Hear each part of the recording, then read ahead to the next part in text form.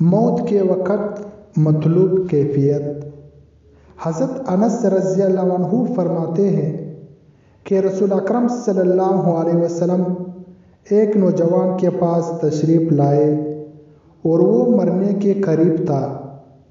آپ صلی اللہ علیہ وسلم نے اس سے دریافت فرمایا، تم اپنے آپ کو کس کیفیت میں پاتے ہو؟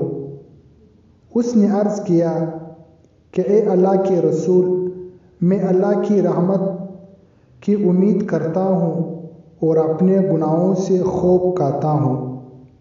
آپ صلی اللہ علیہ وسلم نے ارشاد فرمایا، جس دل میں امید اور خوف کی یہ کیفیت ایسے عالم میں یعنی موت کے وقت جمع ہو تو اللہ سبحانہ و تعالیٰ اسے وہ ضرور عطا فرما دیں گے جس کی اسے امید ہو، اور اس چیز سے ضرور محفوظ رکھیں گے جس کا اسے خوف ہو۔